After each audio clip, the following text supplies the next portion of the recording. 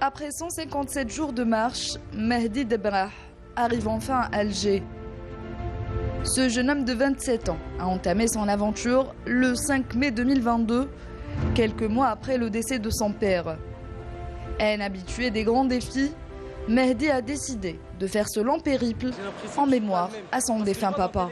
J'étais et maintenant je suis dans un autre état d'esprit. Je pense déjà, je suis pas pareil au niveau de la patience. Je suis un mec qui aime marcher, donc j'ai 27 ans, j'habite à Paris, c'est ma 6e marche. Je fais toujours des marches pour des associations et là je viens de faire 4200 km pour rejoindre Alger. Donc j'ai marché Paris, la Suisse, l'Italie, la Tunisie et actuellement je suis en Algérie. J'ai prévu de faire Paris-Alger à pied en 2021 et ensuite j'ai mis ce projet là de côté pour me consacrer à ma vie professionnelle et ensuite est arrivé le décès de mon père, la Rahmou, où je me suis posé pas mal de questions et que je me suis dit que finalement je pouvais commencer cette marche là pour lui rendre hommage, Inch'Allah, et finalement ça l'a fait. Me voilà à Alger et je me suis dit que j'allais récolter des dons à travers ma marche pour pouvoir financer des châteaux d'eau et faire une sadaqa jariya pour lui en son honneur. Si l'épreuve semble titanesque, ce marcheur la voit comme une occasion pour se recueillir et récolter de nombreux dons pour lancer plusieurs projets humanitaires. Cette longue marche porte déjà ses fruits et quelques-uns de ces projets ont été concrétisés. Venir faire une surprise à mon grand-père, c'est une surprise. C'est en second plan parce que l'objectif principal de cette marche-là, c'est de récolter des fonds pour une association. Et cette association-là, à travers les réseaux sociaux, les gens pour me soutenir et me motiver tous les jours, mettent de l'argent. Et ça sert à financer des projets à l'étranger comme des châteaux d'eau et faire des distributions alimentaires. Donc il y a eu un château d'eau qui a été construit au Togo, un en construction au Niger. On a fait une distribution alimentaire en Tunisie. Inch'Allah, on va en faire une en Algérie dans les jours à venir. Plus de 4000 km à pied, avec seulement un sac à dos et un téléphone portable. En plus d'être un défi sportif, c'est une expérience humaine sans précédent. J'ai un panneau solaire qui me permet d'être autonome en électricité. Donc ça, c'est pour le côté réseaux sociaux, pour que je partage mon voyage et pour que je puisse avoir mon chemin. Une tente, un sac de couchage, une popote, donc une petite casserole avec une bonbonne de gaz pour me faire à manger. Et voilà, c'est tout ce qu'il me faut pour marcher 157 jours. Et pour dormir, vous faisiez comment? La tente, je demande à des gens s'ils peuvent bien m'héberger, me trouver un petit coin où je peux mettre ma tente. Après, en Algérie, j'ai eu que 3 fois à mettre ma tente sur 33 jours.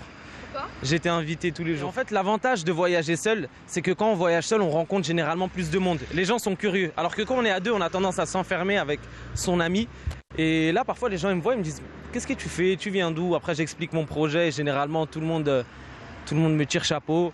Et tout le monde veut participer, mettre sa pierre à l'édifice. Et là, nous sommes en chemin vers la maison du grand-père de Mehdi. C'est la dernière ligne droite de ce jeune homme qui a fait plus de 4200 km, voire 5 mois, plus de 5 mois de marche. Donc Mehdi est juste là, à 5 minutes de la maison de son grand-père. Mehdi, quels sont vos sentiments? Qu'est-ce que vous ressentez en ce moment-là?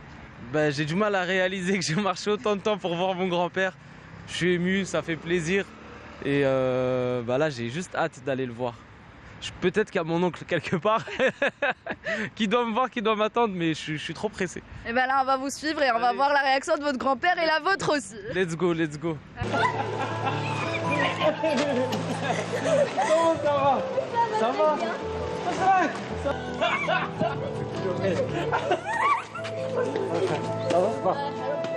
Comment ça va? Son aventure s'achève ici.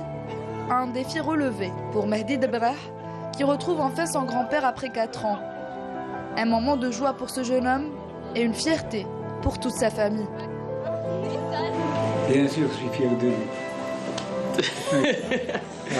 Est-ce que tu le sais depuis quand?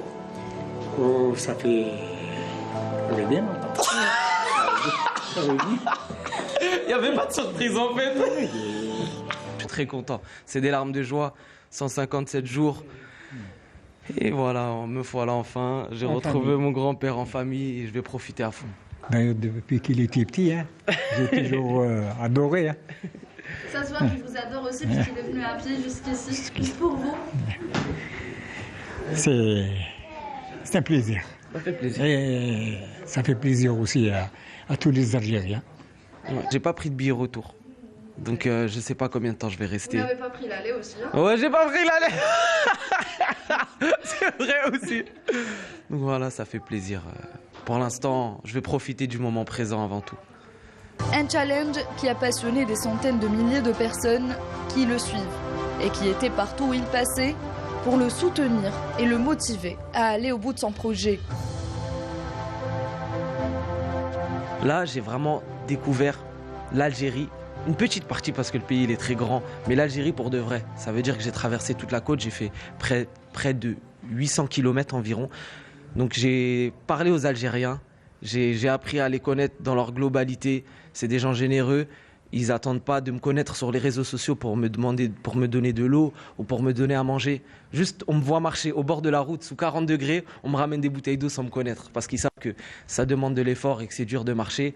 Donc un mot que j'ai à dire, c'est simplement merci. Et tous les bons moments que j'ai passés, tous les gens que j'ai vus, qui m'ont aidé sur la route, qui m'ont même juste donné un sourire, c'est juste un grand merci et j'espère refaire d'autres marches, Inch'Allah, en Algérie. Et comme on dit, après l'effort vient le réconfort. Place aux vacances pour Mehdi Debrah et surtout à des moments de famille, plein d'émotions.